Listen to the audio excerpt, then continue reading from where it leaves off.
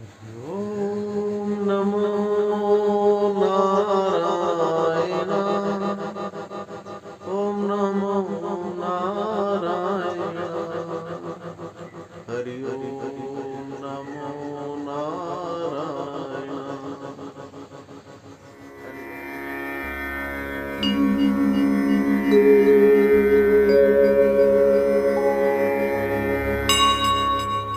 हरि ओम। हरि ओम। हरि ओम। जय माँ गंगे।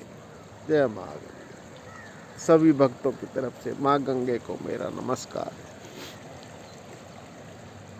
सभी भक्तों का कल्याण करो माँ।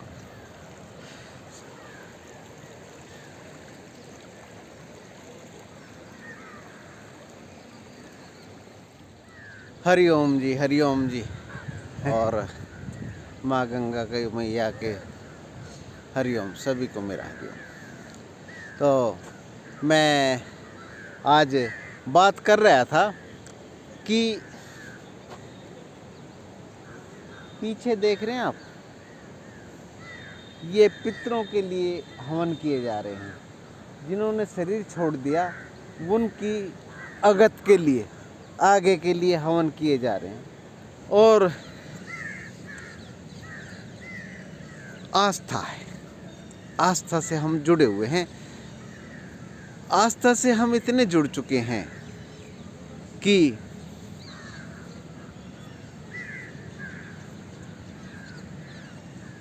मालूम ही नहीं होता कि कब में से जुड़ गए, कब जुड़े।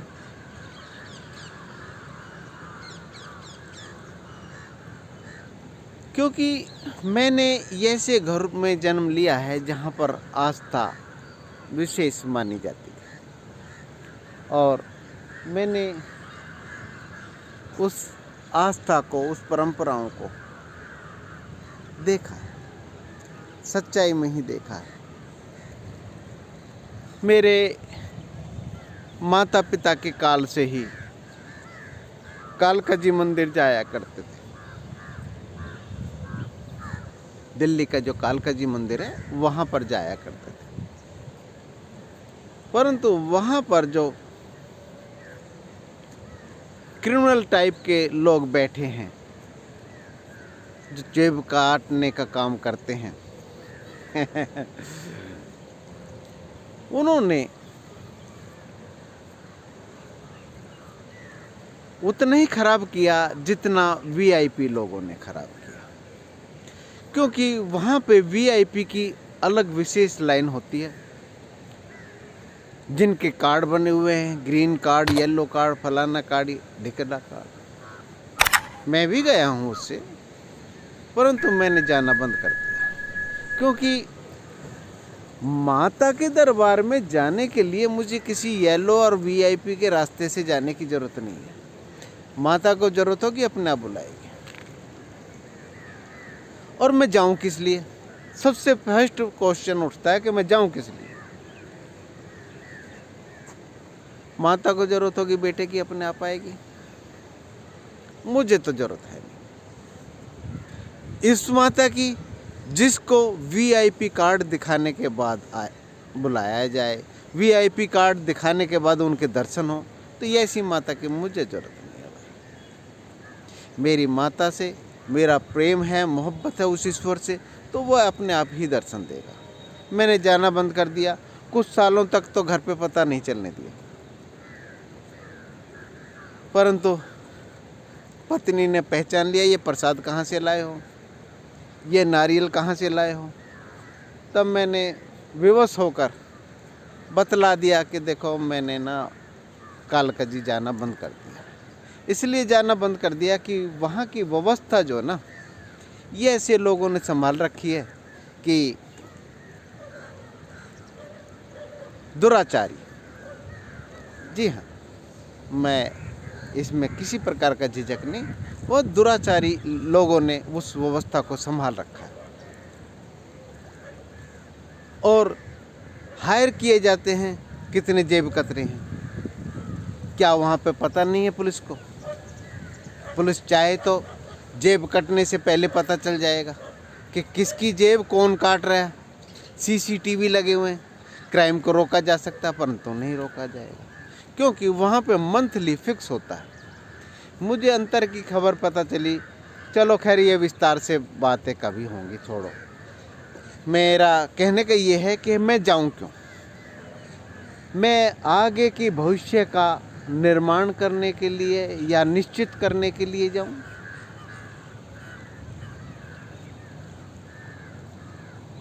किस लिए?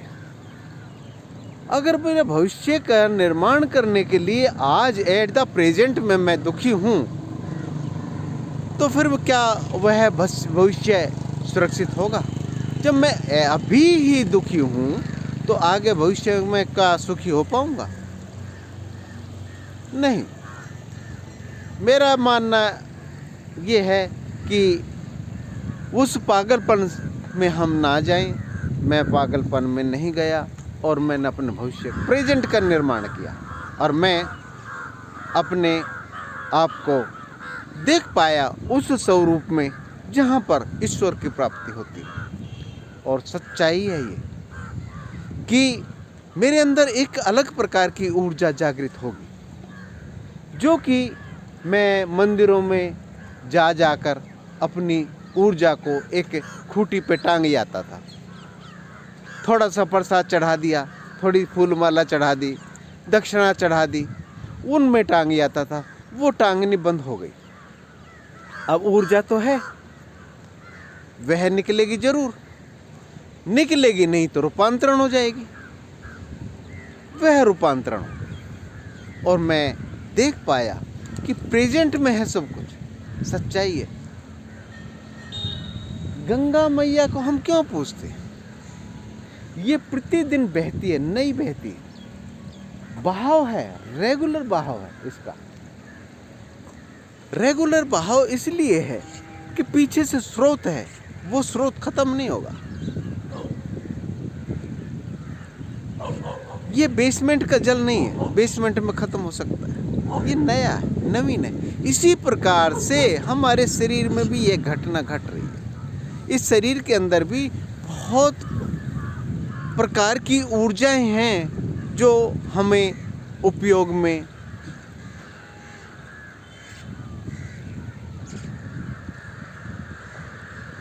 आने में अव्यवस्था महसूस करती, परंतु मैंने उनकी व्यवस्था खत्म कर दी और वह ऊर्जा आज मैं देख पाता हूँ कि किस प्रकार से वह कार्य करती है।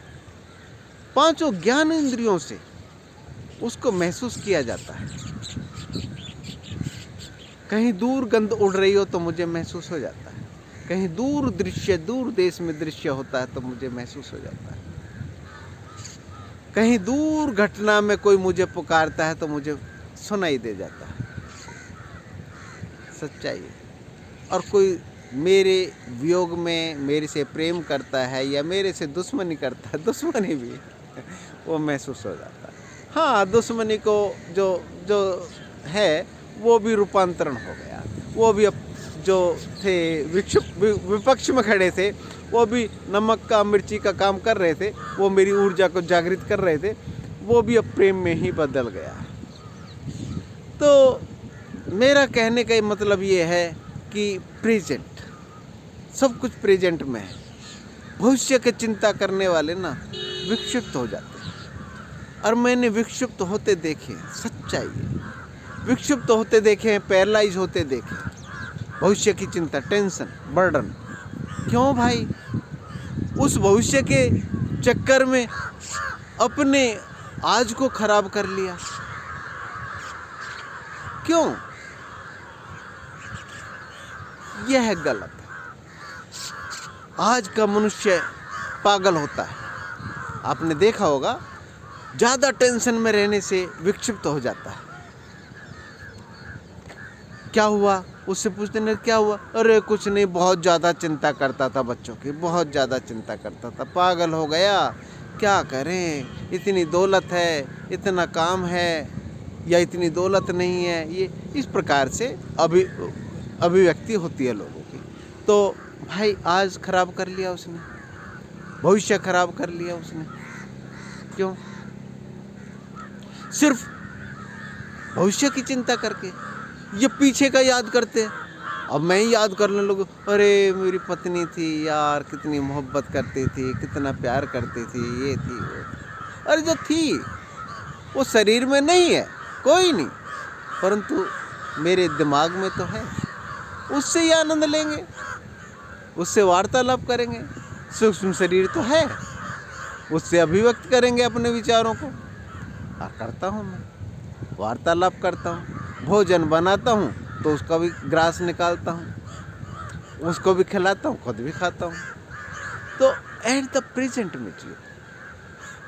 आपने देखा हो, ज़्यादा टेंशन लेने वाला व्यक्ति विक्षिप्त हो जाता है, और जो टेंशन नहीं लेता, प्रकृति है, देखो ये काँव काँव करते घूम रहे, मज़े है, इंजॉय कर रहे वो उससे कह रहा है, वो उससे कह रहा है, पर पागल तो नहीं हुए वे, अपनी मस्ती में।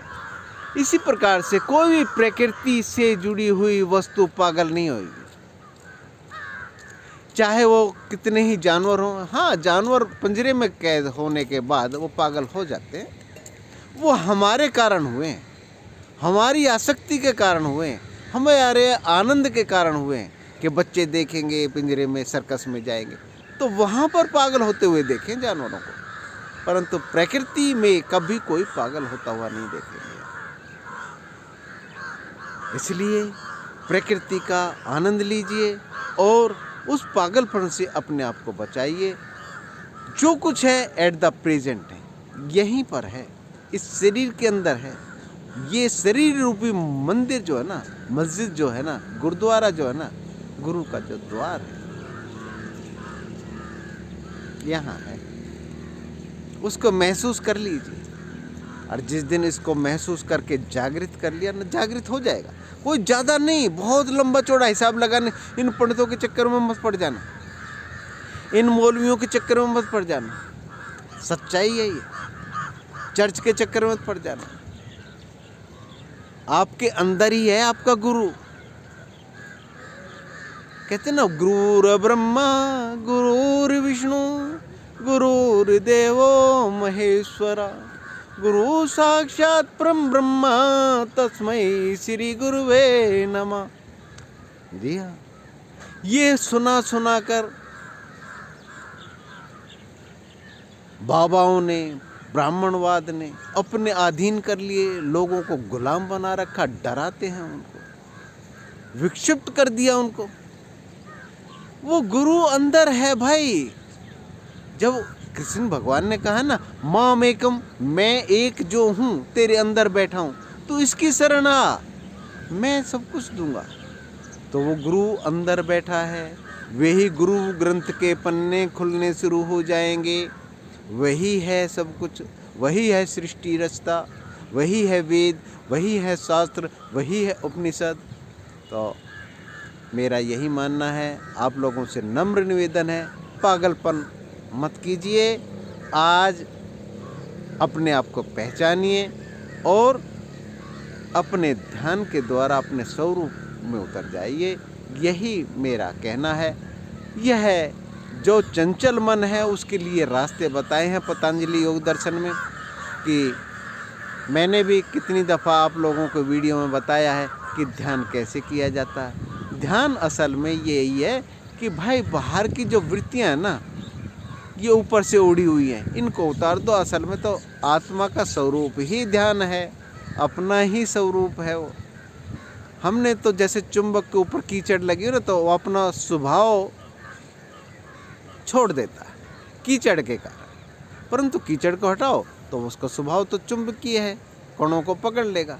इसीलिए आत्मा का स्वभाव तो आनंद, परमानंद, और सभी में कोई भी वायरस हो, आने वाला समय बहुत विकट समय आने वाला है। ये समय भी बहुत विकट समस्या है, क्योंकि धर्म को जानने वाले धर्म को तोड़ मरोड़ कर अपने स्वार्थ के अनुसार पेश कर रहे हैं। इसलिए इन चक्करों में ना पड़ के अपने स्वरूप में उतारें और अपनी शक्ति को जागृत कर लें। हरिओम, जो कि आपका जन्म सिद्ध अधिकार है। हरिओम, हरिओम।